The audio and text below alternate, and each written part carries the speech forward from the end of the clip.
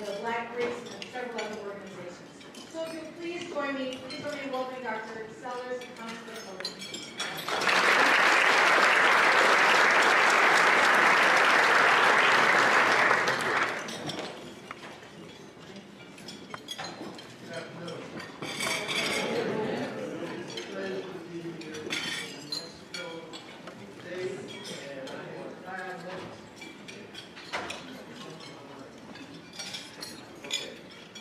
Is this better? Everybody hear me?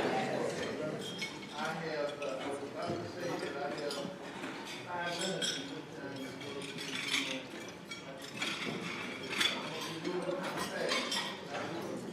I need to put it up to the mouth. It's almost like singing.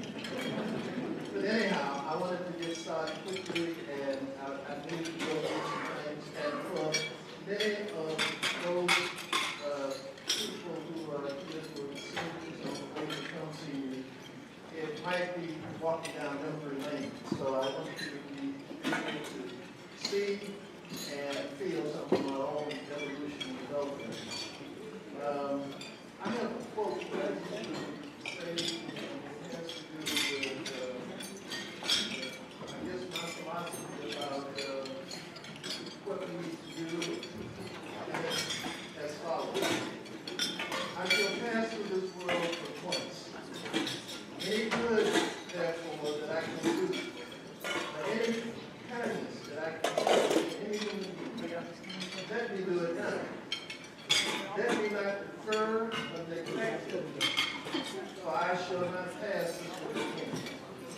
I think that's so important for us to recognize that many of the young people who are engaged in civil rights during that period of time, and women who are still not written into that history, need to be celebrated.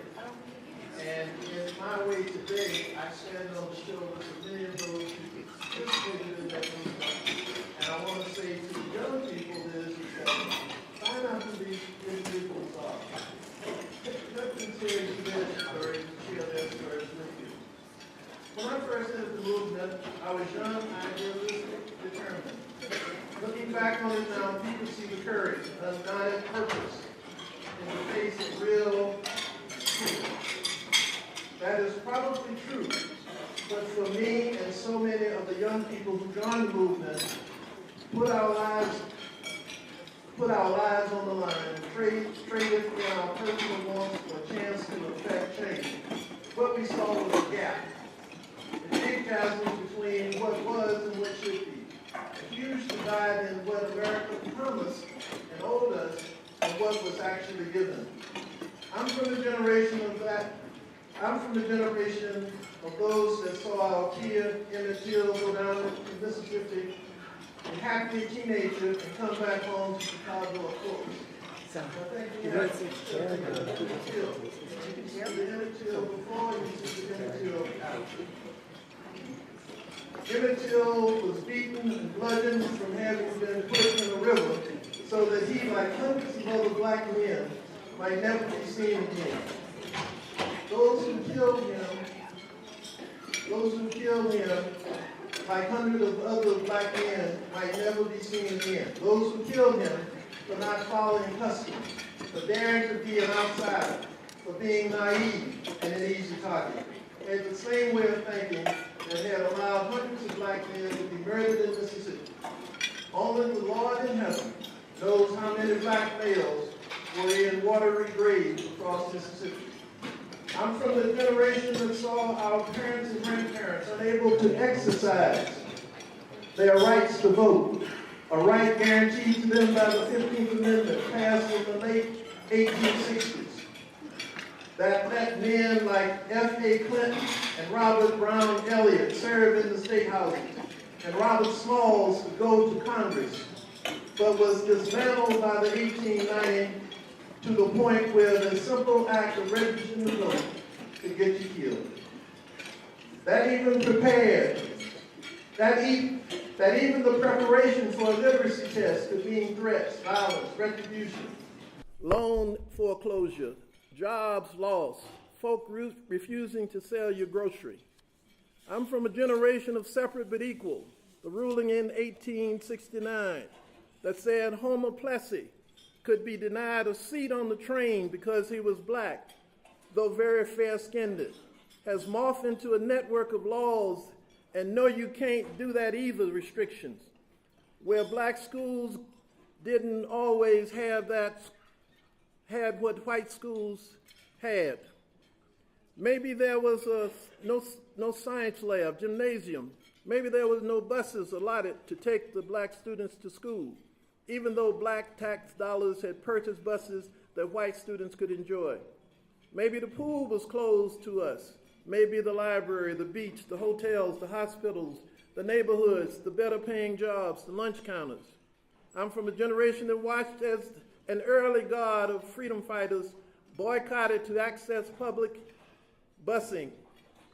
Folks who strategized and created a ride sharing, a walk, and bankrupted a system that, like so many others, refused to acknowledge their dignity as human beings.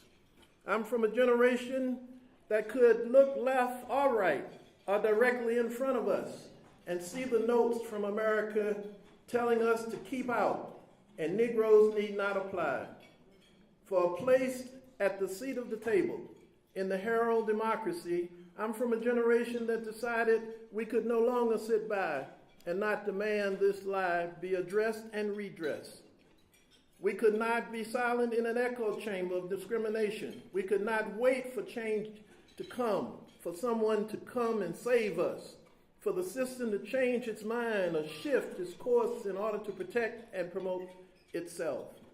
No, we had to do something ourselves to create the conditions we wanted to live in, to revive America's narrative to include us, and not just as villains or the help, but the cast out, but as equal players, main characters as savior, heroes, and heroines. Okay, I am going to just show you a couple of slides because I want you to see that there were actually young people who were engaged. This is Ruby Bridges. She had 3 U.S. Marshals to protect her while she tried to go to kindergarten in a school in Louisiana, in New Orleans. Next. SNCC was the organization that I joined, Student Nonviolent Coordinating Committee. Next.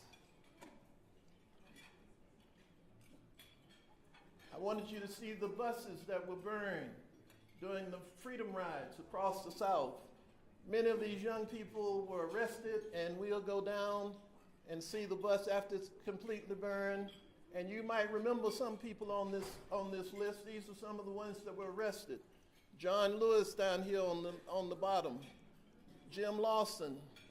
You see Bevel up there, and you see Dave Dennis and James Farmer over there. These were some of the people who were involved as young people. And we must remember that many of us don't even know these names. Move on. Moving quickly, 1968. This is 1963, actually. And this is a young girl that's in Birmingham, Alabama, doing the Birmingham movement. And she's getting ready to get arrested by these police. But look at her face and her expression, the determination and dignity that goes along with it. And she's not afraid. And that's the critical piece for her during the demonstration. 3,465 children were arrested in Birmingham during the Birmingham demonstrations. This is Mrs. Viola in Selma, Alabama. And I want you to see the police has his knee on her neck now. And I want you to look at her because she has her hair did. You understand? She is going out looking like the woman so that she doesn't project a bad image. But that don't matter. Because the idea was to add indignity, make you feel belittled by these kind of territories. Move on. And then later, after the March on Washington, a month after the March on Washington was the bombing of the Birmingham church. 16th Street Baptist Church, and 4 little girls were in the basement having Sunday school. And these are them. The ages are 11 to 14. Moving on, move on. And this is Dr. King on the March on Washington. I'd like to tell you that my consciousness, social consciousness, came from Emmett Till. But I was here in 1963 at the March on Washington, just to give you a little background. Moving on, 64. 1964, I was in Mississippi, Holly Springs, Mississippi, doing the Mississippi Summer Project. And during that time, 3 others, and they're trying to get me down. So we'll just run through the rest of them. You can look at them. I might say something about them. These are the 3 young men that were killed during the Mississippi Summer, Schwerner, Goodman, and Cheney. And you can see 2 whites, and this is their car. Move on. And this is their grave when they were found in Mississippi, all killed by a local city representatives. Move on quickly. 5. That's during the Black Power period, and you can see that I'm on the left and I'm on the right, Muhammad Ali is on the left. And one of the things that, and this is a picture of the organizational leadership of the Student Nonviolent Coordinating Committee with Stokely Carmichael. This is at South African Embassy, and we had to use the 2 celebrities on this end to bail us out of jail. Move on quickly. I'm walking to my seat. The ride and segregation and the signs that were representing segregation. Move on. And this is Mississippi March, and you can see Dr. King right here. Yours truly is standing up right behind him, and Carmichael's on my left, and Floyd McKissick is on the left. And that's the Black Power call. You can see Stokely Carmichael saying power and power is responding. Yours truly is always right in the background. You see it on this one?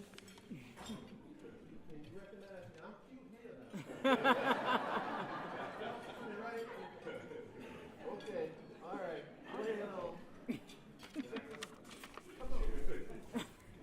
And this is when I refused induction into the military. The cases of Muhammad Ali and myself. So we can continue these slides actually, since my dad wants to use them, and we can. Can you introduce yourself? And I can introduce myself as well, and we will continue to use these slides. My name is Bakari Sellers. I am known as the son of Gwendolyn and Dr. Cleveland Sellers, and it's a pleasure to be here. And I think we stopped on 1968. Play through. And I always tell people that February 8th, 1968 was the most important day of my life, although it was some 16 odd years before I was born. I was born September 18th, 1984. I had to remember when I was born. But I stand on the shoulders of so many great heroes, and I'll begin where my father left off in 1968. It's kind of apropos that that's where he sat down, because we're coming up on the 50th anniversary of what Tom Brokaw so eloquently called boom, because he said that was the year that the country was set on fire. The reason being is because April 4th, we know we lost a great titan in Dr. Martin Luther King Jr. Robert Kennedy was also assassinated, but one of the little-known stories is February 8th, 1968, when a group of students gathered to protest what the history books call the last vestige of discrimination in Little Orangeburg, South Carolina. 3 young men, Henry Smith, Samuel Hammond, and Delano Middleton, were killed in a protest as South Carolina state troopers lined up along the embankment in front of their campus and fired buckshot, so the same bullets we use to hunt deer, into the group of students. This young man right here with the high water jeans looks very familiar because he was actually shot that night, and that's why his right shoulder, right arm is covered up. He was actually shot. He went to the infirmary. He was later sent to the hospital where he was pointed out by, ironically enough, the only black sheriff's deputy in Orangeburg County. at the time, and he was arrested. And history repeats itself, because between the night of February 8th, 1968, and the day of his trial, he was charged with 5 felony counts, looking at 75 years in prison. All 9 officers who fired shots into the group of students, killing 3, wounding, history books say 29, he'll tell you 40. All 9 officers were found not guilty. He was charged, tried, and convicted.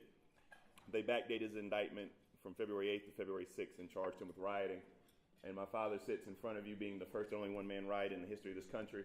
This is the coolest picture in our family, and I don't mind to tell you it belongs to my sister, because those afros, that's my mom and that's my dad. And that was the first time that my dad was able to see my sister in prison. So that's the coolest picture we have in the family right there. And that's my sister, who is now a doctor. But I tell you all of that, which is my family's history, because when I graduated from Morehouse College, I wanted to be a change agent as well. And so I had this really wild idea that I was going to run for the South Carolina House of Representatives. I ran against the oldest member of the South Carolina General Assembly. He was 82 years old. He had been in office for more than 26 years. June 13, 2006, I won, and I became the youngest black elected official in the country. And this is a story about, I guess my story is about the agitator's son becoming a legislator and becoming a change agent in his own right. So with that, we will go to the questions. Thank you, gentlemen. Let's give them a round of applause.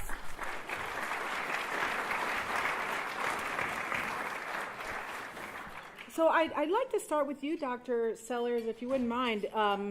What advice would you share with student leaders today? We've got students. How many high school students do we have here? Go ahead and raise your hands. Beautiful. How many college students do we have? Fantastic. That's amazing. That's exactly what this is for. Dr. Sellers, what advice would you share with these student leaders that are here today based on your experiences as a former leader of a college student organization? What advice I have? The advice would be to begin to decide how it is that you will take on the responsibility of being of service to your community, and start with developing a social consciousness. It's simple to love thy neighbor, begin to read and to begin to figure out what's going on in the world and how we are impacted by that. Most of you here, probably high school students, know the name Trayvon Martin. Well, for me, it was in its hill.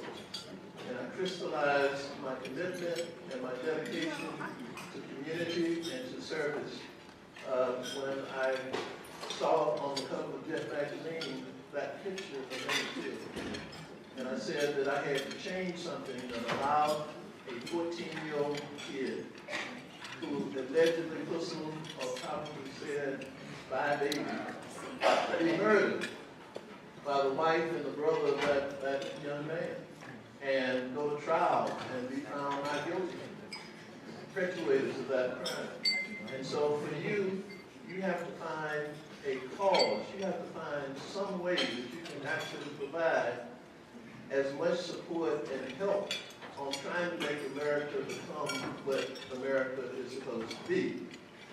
And with that, I am going to turn it over to whomever else wants to try to. So, Dr. Sellers, you might have got a little bit of a follow-up. How many university staff and faculty and administrators do we have? Raise your hands. All right, Dr. Sellers. Now, not only did you put your neck on the line and spend time in prison, but you went on to become a president of a university.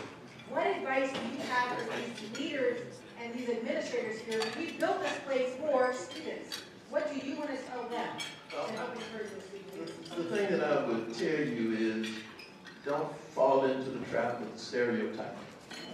The stereotype is that young people, especially black and black males in particular, are not smart. They cannot be scholars. They cannot learn. They cannot do things that we all know that they are capable of doing. And so in many high schools, you have a level of expectation, which is very good and very high. for young people. You have to break through that. When I remember Mary McLeod Bethune talked about one of her, what is it called, in your, one of the points in You got one of those ones. yeah. Talk about that later. But in her will, she said that that one of the things that she was leaving behind for a generation of African American people was faith. And she made it very clear that faith in God is number one, and faith in yourself is number two. You have to affirm yourself. Most of us growing up had some difficulty in front of us. We managed to navigate around it in order for us to be effective. You have to begin to look at that old adage that kind of floats around young people about the thing that you need to do to be successful in America today is be an individual and to make as much money as you possibly can make. You need to go and reassess that. It's important for you to get as much education as you can, not to exploit people, and to do the kinds of things that we have seen happen with our economy and with our politics and everything else. Breathe. But Kari, I wanted to follow up with that. I mean, I was particularly moved at how well you view these images and these stories and how it connects to your journey today. And I sometimes wonder, for the millennial generation, it can seem like 50 years ago was 50 years ago. What message would you share with the generations before millennials who feel that millennials are organizing wrong? I mean, Black Lives Matter has happened so very differently than things in the past, and so many things are moving differently. We don't have a Dr. King like there was. We don't have a Reverend Jesse Jackson. What do you recommend to the millennials who are sometimes being told that they're doing it wrong? I don't really think millennials really care what you think about how we're doing what we're doing.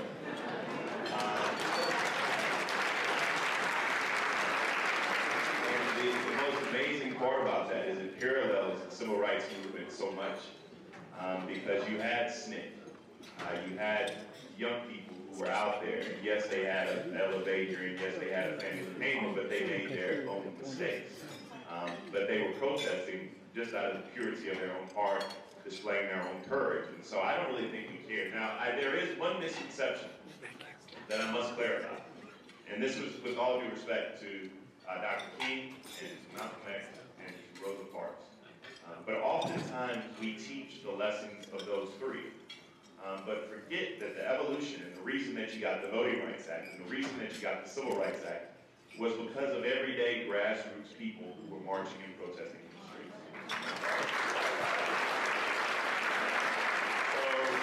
So protest is always messy. I mean, the cleanest example of that is that I love Colin Kaepernick. Everything that Colin Kaepernick stands for, absolutely everything, except the fact that Colin Kaepernick didn't vote, which bothers me to my core. But protest is always messy. And so what we do is we bring Colin in and we say, hey, bro, we need you out there voting, but when you don't vote, you end up with Donald Trump as president. You need to understand the repercussions of your actions. And we begin to have those discussions, but in public, we still stand up with him every single day, and we make sure that the NFL knows that you got sorry quarterbacks out there right now who don't deserve to be playing, and Colin Kaepernick is better than 75% of them. And so all we're going to do is Jamil Hill, myself, everyone in this room has a voice, and we're going to use it. And we're going to keep speaking out. And the reason that we're able to do that is because of the shoulders we stand on. Thank you so much. I was wondering then, sometimes it can be challenging for millennials to talk to that older generation. What is some advice that you have for them when they're being confronted, when they're being criticized? How do they be respectful and be heard by older generations then? Well, a lot of times, older generations have to want to talk to us. And let me take that back. They have to want to listen to us. Because they do a whole hell of a lot of talking. A whole lot of talking. But they have to be willing to listen to us as well. And part of it is a disconnect we have in our own community. Black Lives Matter was started by two of my friends are homosexual, three of them are homosexual, one is straight. They were started by gay black Americans, black people who want to change, young millennials. And people will have a hard time adjusting to that new reality, that we are who we are. We love each other. We're very diverse. Everybody in this room has grown up with someone who's Muslim, has grown up with someone who's gay. You know, we live that in our everyday diverse society. And the older generation of African Americans sometimes have a hard time understanding that that's the new reality, and that's the generation from which we come. But how do you have those talks though? What do you tell them? I know they don't care, but. Yeah, I mean, I have those conversations with my father because my father is someone who will listen. And you know, the great Socratic method, ask you a couple of questions so that you can formulate your own answer. But I'm not out there seeking necessarily that level of discourse on how to guide me throughout my journey in the movement. If there are individuals who want to join us in the movement, then so be it. But we don't have a lot of time to waste. And so therefore, I'm not out there necessarily seeking that help. I think that if we want to begin to have these conversations, then there is a generation above us who has to meet us where we are.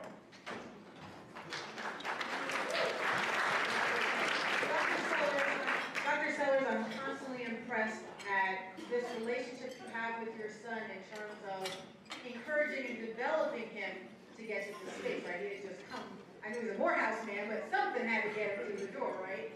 I'm wondering, Dr. Sellers, what talents do students bring to social justice organizing? I think that just being inquisitive, asking questions, and understanding the importance of education, that's so important. I might just say that I left Howard my sophomore year, after my sophomore year. You didn't leave, you dropped out. Those are two vastly different things.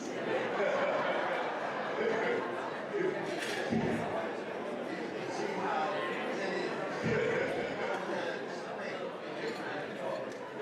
so seniors will recognize that I'm on your side. And I left Howard because I wanted to do full-time work in civil rights. And I went to Mississippi. Now that's a hard objective to think about. Because Mississippi was killing black folks on a daily basis, and especially civil rights workers. And so, you know, in 1963, many others were murdered in Greenwood, Mississippi. So going into that, I recognized that I was going into the fire. But I figured I carry some skills, the most important of which is committed to my community and to the ideals that we were fighting for. We thought that those were so important that there was no way that we were going to be able to send somebody else off to just send somebody else. But I didn't stop with my education. That's important. And so it became important for me to complete my master's from Howard University and my doctorate from the University of North Carolina in Greensboro. And so I did that. But that was a part of my commitment, my overall commitment. I wanted to do better. I wanted to keep going. I has brothers and sisters through my work at the University of South Carolina in the African American Studies program and at Voorhees College, where I served as president for 8 years, that just rallied in. They just had a question. They wanted to have a hug. They wanted to be patted on the back. They wanted to be affirmed. They wanted to know that they don't have to always carry the albatross of what they left back home, the conflicts or whatever it might be, whatever their experiences might have been that wasn't so pleasant. And so that's one of the things that many of the non-millennials must do. We must reach out and take a hand to these young people and hug them. You know, I was having a conference with teenage high school young men, and there was one about 6, 7 who weighed about 300 and some pounds. And he said that he used to just do whatever he wanted to do. But a young, older teacher, about 5 foot, came up to him and told him, come down here. And she whispered in his ear is that you will be a success. You will be a success, and I'll work with you. And we're going to get this education so you can go to college and you can have the skills. But what you have to do is you have to take some kind of ownership of your experiences and things that you do, and responsibility for making sure those things happen for you. Because sometimes we have the tendency to lay down and we wallow in it, or we get knocked down. And rather than getting back up and going again, we stay down. Oh, my foot hurt, my head hurt. They shouldn't have done that to me and all that. No, get up, go ahead on. If you see them again, tell them I'm still here. Gentlemen, I need to poll the room for this next question. Ladies and gentlemen, this is your participation part. I'm going to start a lyric and I need you to finish it. R-E-S-P-E-C-T. All right. Sit down. Cash rules everything around me.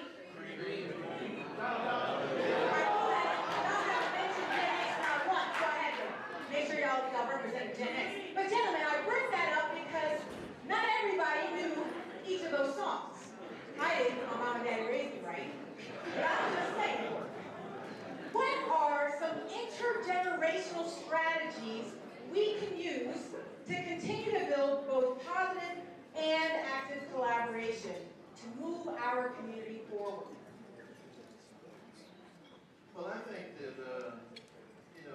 people who've had the kind of experience I have with organizing communities and being involved in African liberation, being involved in Washington and so on, and all those kinds of things, can share some of our experiences and some of the technical and tactical portions of it that are not direct. For example, I used to tell Kari all the time that when he came in contact with somebody from Black Lives Matter, do not have night demonstrations.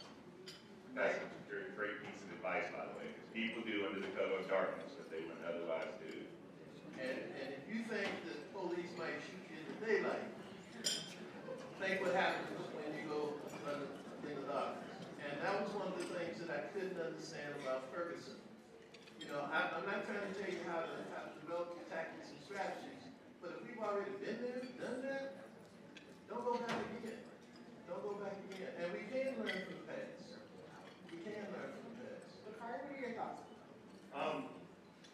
I think that as my father was the Emmett Till generation, the generation in this room where the new Trayvon Martin, Mike Brown, Walter Scott, Keith Lamont Scott, Eric Gardner, Allison Cyril, Philando, that's still a generation. And one of the number one aspects that I talk to young people about all the time, especially young people who are in the movement and want to be in the movement, is self-care. I mean, that's the first thing and first and foremost. Because if you're not healthy, spiritually, emotionally, then you're no good to the rest of us. And this world will beat you down. I mean, all you have to do is watch TV every day. All you have to do is, sometimes on CNN, I just get tired. And I'm like, did somebody else get shot today? And then, we were on TV last week where we saw they all run together in my head. This wasn't Tulsa, Oklahoma, but last week I was on Anderson because they had a case where they had a jury trial in St. Louis, a judge trial in St. Louis, where the individual said that when I catch him, I'm gonna kill this MF. When he called him, he killed him. He shot into a vehicle, whichever anybody who knows anything about use of force is not allowed. He shot him with the unauthorized service pistol, and then the only gun they found was a gun in the car who had one set of fingerprints on it, the officers. And so I felt as if we were reliving this over and over and over again. And so it wears on me. It really does. And so one of the things that I've learned from, the Catholic leaders of the world and all of these individuals who survived the movement, because not everybody did, is that you have to go through a moment of self-care. And so one of the things that I'll challenge professors in here to do, or pastors in here to do, when you do it for young people, you want to see something that's astounding. And I've only done this once, because I refuse to do it more than that. It jolted me enough.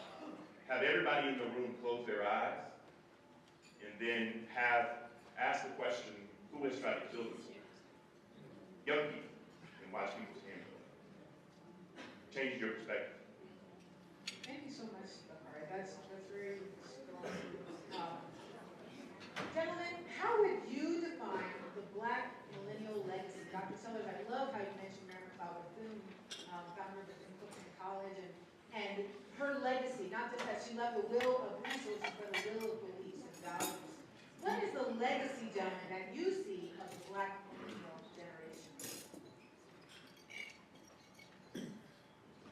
I don't want both of you, please. Our legacy isn't yet written. A little early.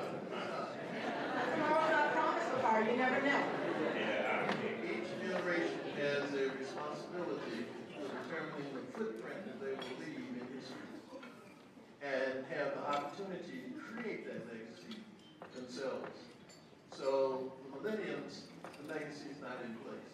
But what I say is, I want you to top the legacy of the generation of civil rights during the civil rights era. Because there wasn't a whole lot of safe haven out here for us.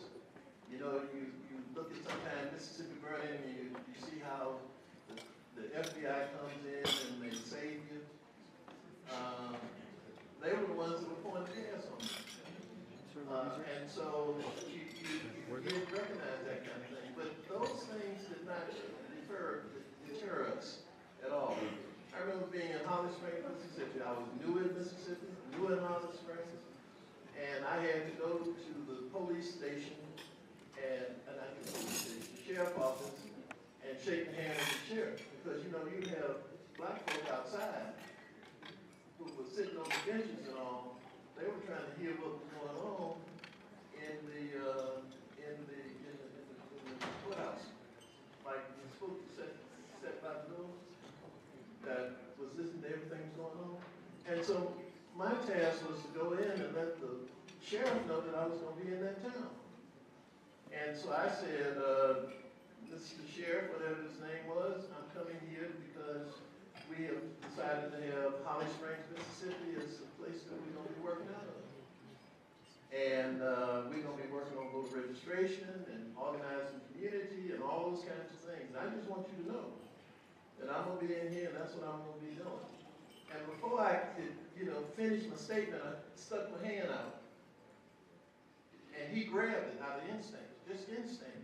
So I grabbed his hand, that's a handshake. And the news outside was bubbling around. You know those civil rights folk, Martin Luther King brother, has come to town and made the sheriff shake his hand?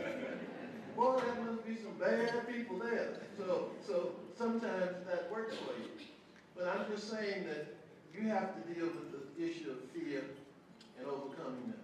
You can't be scared, though. I mean, come on now. Everybody talks that noise, but you can't be scared.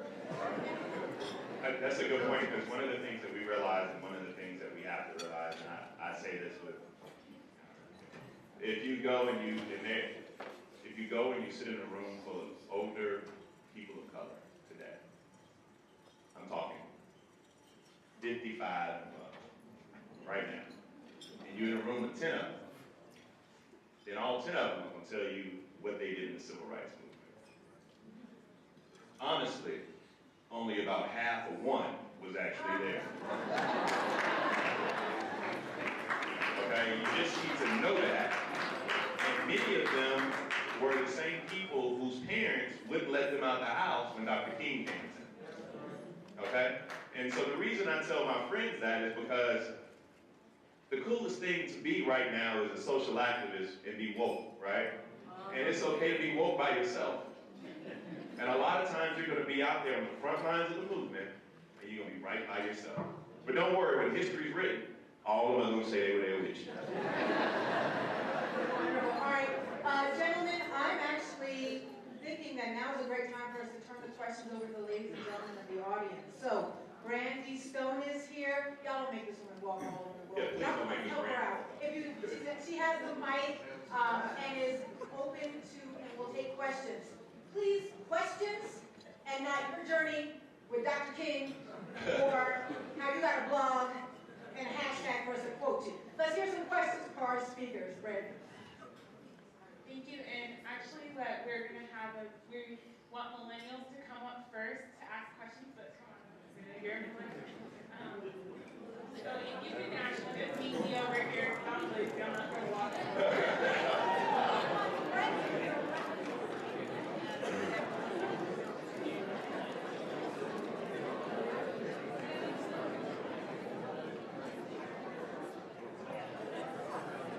Zach, go ahead. I'm Maya. Was the second year that our school has ASU, and one of our problems is that some of the students of color don't want to join. Of course, their choice, but I feel like they don't want to join because of judgment from other students that our club is creating a problem in our community. I think I should combat that. Oh, you should create as many problems in your community as you can. It's not like I mean, your BSU should be about, like somebody asked me the other day, no, it was, I don't know if she's in here, she's the president of the BSU here, and she said, and with all due, I know there's some administrators in here, but she said, so how do we talk about and coordinate protests and things with our administration? I said, oh, that's easy. Oh, you never, ever ask for permission. Only occasionally do you ask for forgiveness. Because there are a lot of people who want to stifle your, protest. They want to stifle your movement. They want to stifle what you believe in. And then again, you want more people to join your struggle. And sometimes people won't join your struggle until that pain hits them in the face themselves. I mean, the great American poet Sean Carter, who I quote often, in 444, I'm not black, I'm OJ. Okay. People go through these things where they then have to realize who they are. And if they don't realize it, then the world will quickly show them. And then they will need you in your organization. So just stay strong and don't worry about asking for permission, ever. The thing that I would say is that in SNCC, it was a very small organization, but very powerful. And that is what makes the difference. When you begin to make a commitment to change, you'll find out that you're more determined, and what you do is you find ways in which you can bring people in and around and help and support it. But you're going to be out there a lot of times by yourself. I think of a joke that people were telling in South Carolina about going to jail, getting arrested, being on the sit-in line. And we had an attorney that was very active, and he was supportive of it.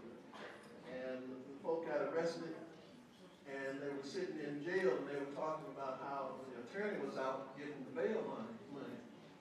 And one of the people they were talking to said, "No, he's not. He's over there in the other cell." So you have to try to get people involved as you can, but over the life of the organization, and we were talking about 10 years, there were probably about 250 people total as members of the Student Nonviolent Coordinating Committee. I'm going to actually ask all students that come up to please say what school they're from, that way they can start connecting as well.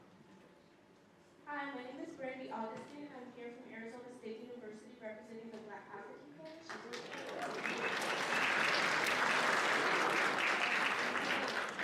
question is, I know that you touched a little bit on self-care. What do you think that self-care specifically looks like for you as a millennial as opposed to you as a civil rights activist? He's retired. That's his self-care. For me, it's always taking a moment of pause and a moment of breath. For me, it's, you have to find a reason why you fight. And I have a 12-year-old daughter now, so spending time with her, making sure that the culture and community that we live in, as compared to my father's generation, I mean, I think that the injustice is still there, but the injustice is kind of morphed into various ones. Because right now, as I mentioned yesterday to a group here, we're a generation of young people who are facing educational injustices. We're punished because of the zip code we're going into. Environmental injustices, whether or not you're talking about Flint and East Chicago and New Jersey. We're talking about the criminal justice system, which just can't get right. And so, you know, we're facing all of these different injustices. And so self-care for me is a lot of times spending time with my family and understanding the reason why you fight. And for my generation, joining an organization like SNCC that paid $9.36 a week when you got paid. So you hurried up and tried to figure out your meal plan and all the other things to go along with it. Plus it didn't have any retirement tied to it. So you were kind of out there on your own. You were almost like getting a donation to thank you for being there. But that was it. It was just a donation.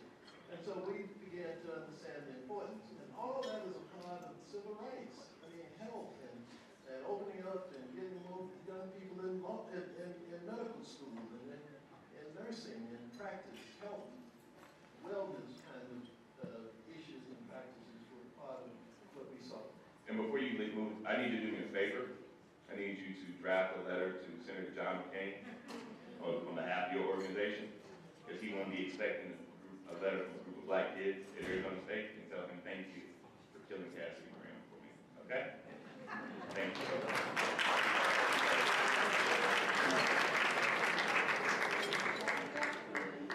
My name is Navana Carter, and I'm also representing the Black African Coalition in Arizona State. Y'all will fight the letter together. My question is, I'm a history major and studying history movements of, especially of black people through time and how it's organized. I've always noticed that it seems to be a divide and a fight between the men and the women. And the men sometimes not particularly wanting to recognize the women's role. And even through history, we always study Martin Luther King, but we always miss leaders like Ella Baker, guy we never learned about in history class. So I'm just wondering, what do you think that millennials should do now to make sure that we are not only just recognizing and giving power to male leaders, but also recognizing that females and women are just as powerful and we are together united better than separate?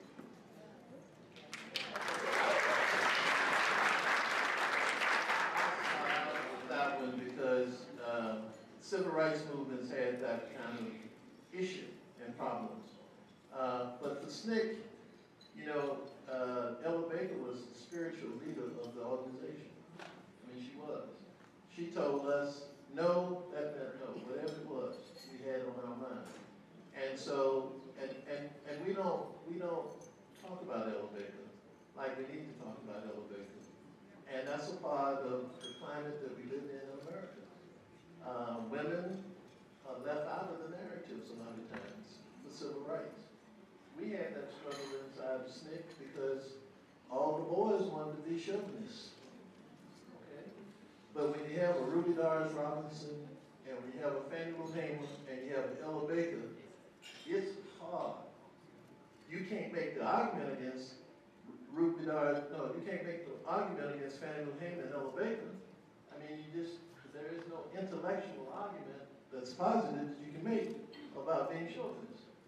And for Ruby Dars Robinson, she took you out in the back. So, I mean, so it was a non-issue. I always will tell people that SNCC was actually run, organized by women. And people said, oh, you're just trying to get off the hook. No, we went through that. But we ended up recognizing that some of our females would actually, as you were going up on the elevator to a jail cell, that's where the police would beat you. And the young lady would always be there to fall on top of them. He said, if you're going to beat them, you're going to have to beat me too. And that's very powerful. They were in the foxholes with you. How are you going to say that they're unequal? And they in there, you trust them to look out, watching your back while you're watching the front. So just know that is a struggle. That was a struggle. I think we made it through. still have to work on those kinds of things in our communities because that still is there. And I gave a speech at the DNC this year on Thursday night, which is a big night, when Hillary Clinton spoke. And in my speech, I talked about there wouldn't be a Hillary Clinton if there wasn't a Mississippi Freedom Democratic Party. There wouldn't be a Hillary Clinton if there wasn't a Shirley Chisholm. And, you know, we talked about Fannie and Payment, we talked about elevators, and, you know, she even recognizes that as well. And so, you know, history may not write it, but we have a chance to write our own history right now. So maybe my daughter will read about you.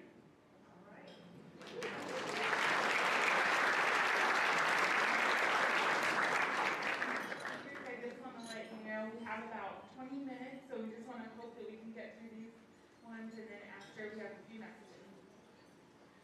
Hello, gentlemen. My name is Miles Blakemore, and I'm a UNM student. I'm a sophomore, and I'm here representing Black Brothers Leading and Cultivating Knowledge here on campus.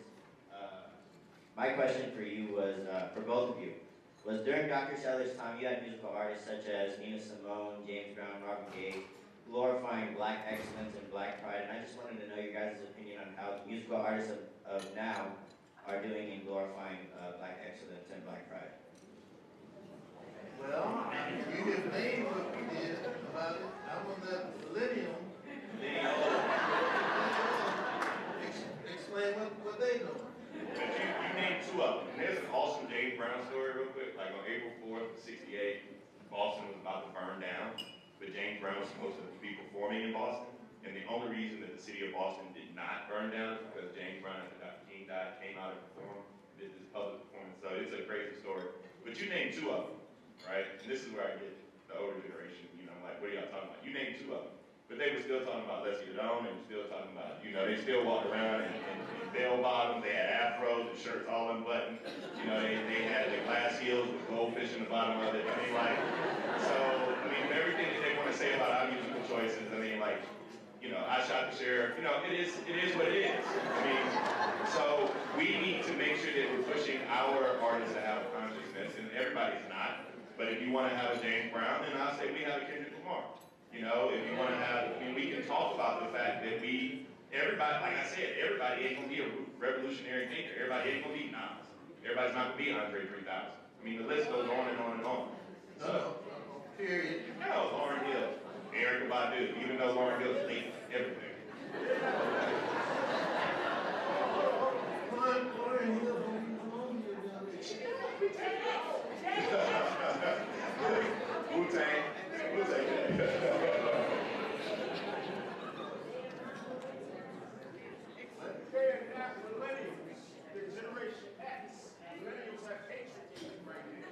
We have what?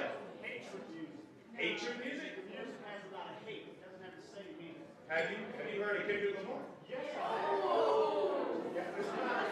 gonna keep the conversation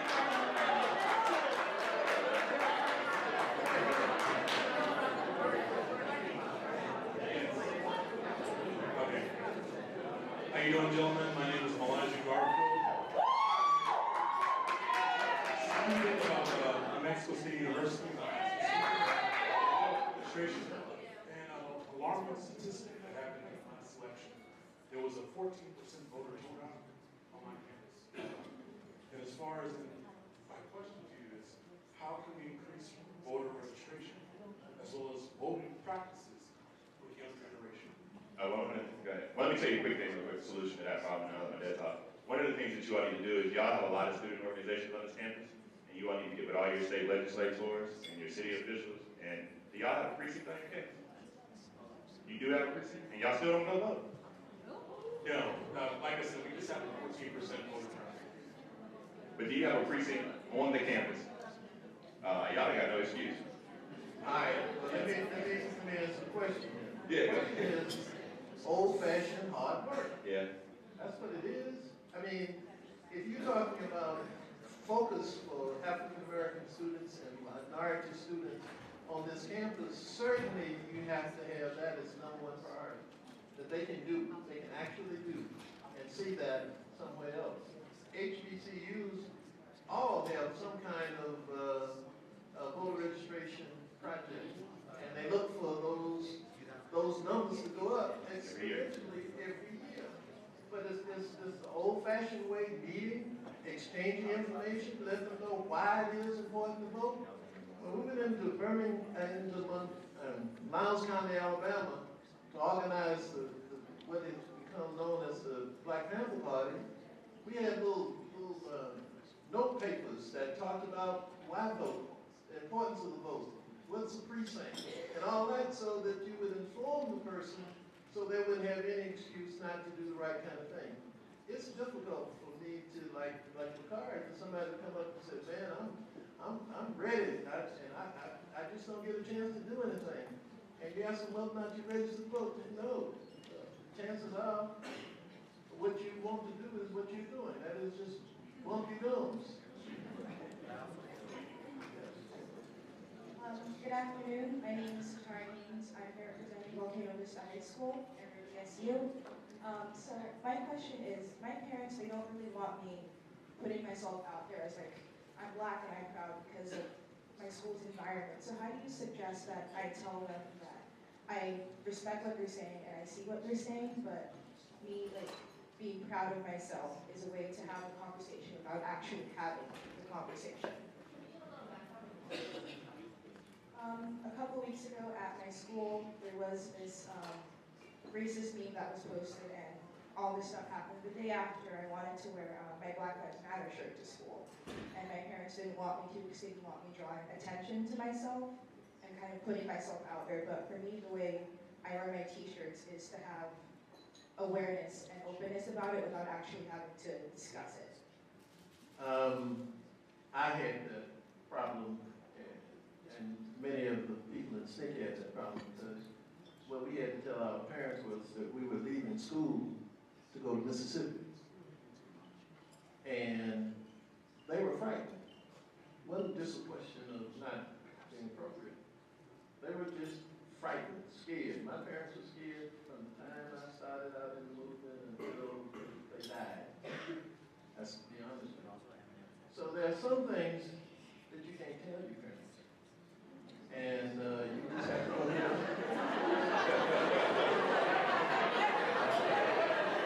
Wear your Black Lives Matter, put it in your backpack, put it on when you get there. Put your Black Lives Matter on there, and then when the school says you have to go home for 2 weeks, you said, Mom and Daddy, what you can do to help is get meal trained.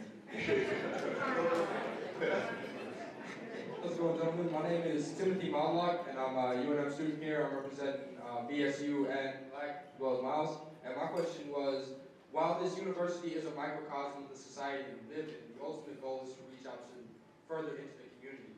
What do you guys believe is the best way to go about reaching out into the bigger community around us? I mean, you don't have a choice.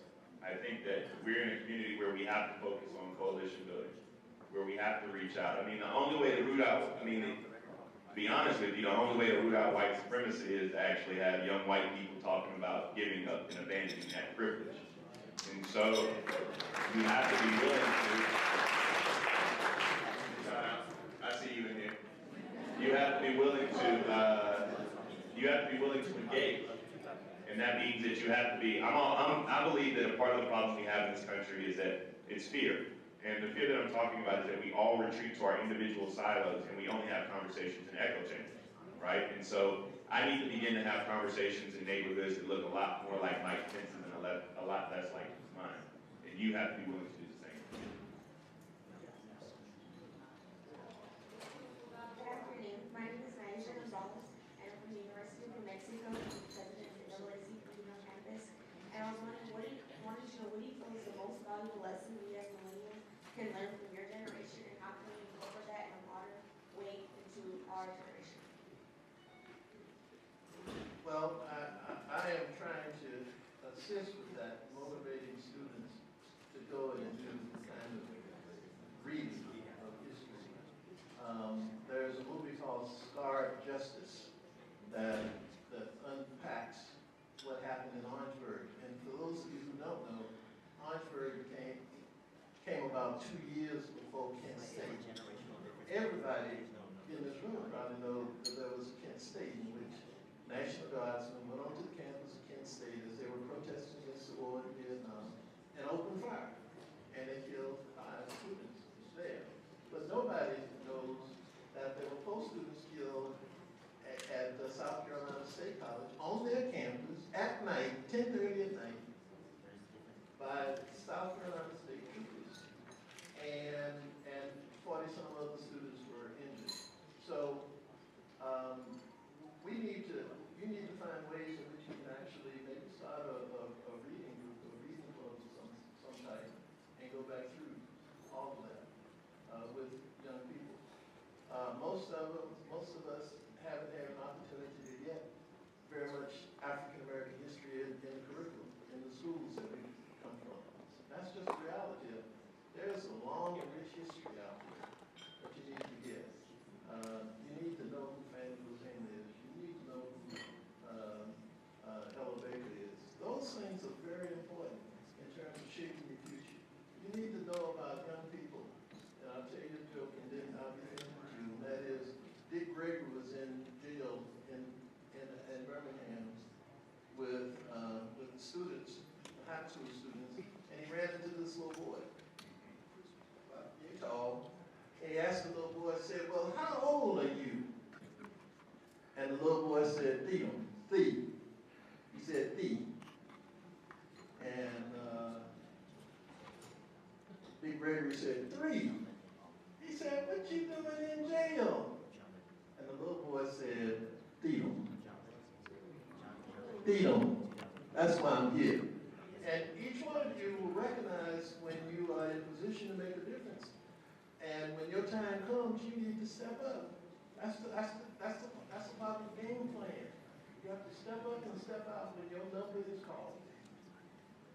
He also said one time when he was doing a sit-in, Dick Gregory, they said, we don't serve colored people. And Dick Gregory said, good, I don't eat them either.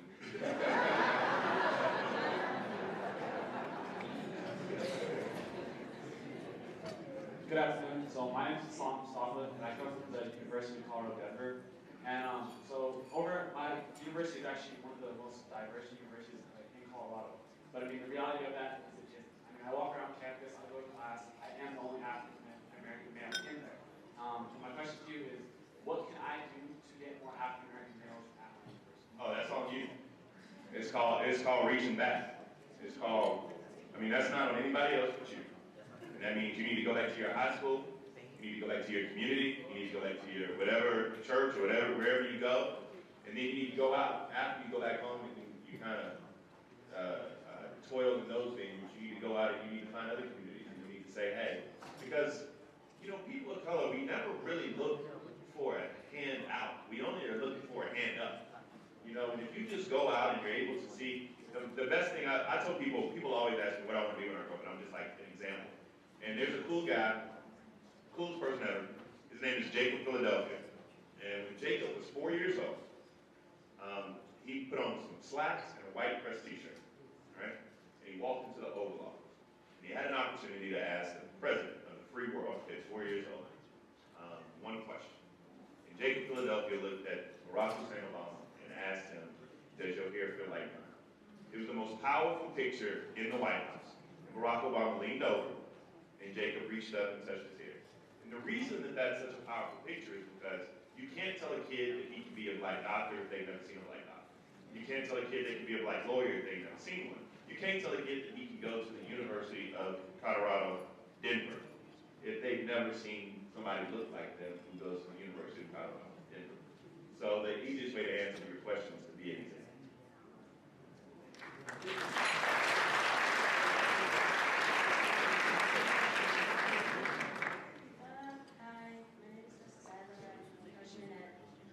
Freshman at MSU, and my question was, how do you feel about cultural appropriation? It's fun to talk about. You talk about like how the Kardashians think they invented braids. How Taylor Swift imitated. I'm a Swiftie, by the way. I thought Red was an amazing album, but I just didn't like the fact she came out there trying to look like Beyonce in her newest video. The coolest thing about all of that, though, is that, people want to be like us. there's a certain element, especially of black girl magic, which is phenomenal. And sometimes you just want to be around you and just want to touch your hair. There are, let me just tell you this, in the list of things, in the litany of things I care about, appropriation is somewhere near the bottom. I just think that we have other concerns and other issues that are more pertinent to us making sure that we have the ability to pursue life, liberty, and happiness. Cultural appropriation is fun to talk about because it just is. You know how, what's my friend's name? Kylie Jenner. Which one was it? Did the Pepsi commercial? Kendall, like she could end police brutality with a Pepsi. Everybody was like, what are you doing? So I think that it shows the need for diversity and reason we speak. Before I give the mic back to Professor Rankin, we just want to say on behalf of the African American Student Services, we did not forget Generation X or the Civil Rights Era. Tomorrow we will have an open conversation for our millennials to have with you all Saturday 12 to 2 in this ballroom. So we encourage you all to come back to allow our millennials to have a seat at the table and to ask you all questions. Thank you, thank you. Let's give a round of applause for our panelists.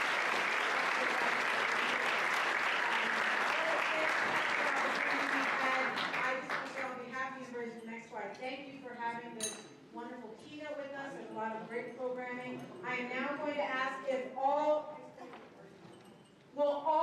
students please join us in the front. We would love to get a group photo with our wonderful speakers and every student who's here. But I will say one statement. Everybody wants to be black, so it's time to be black.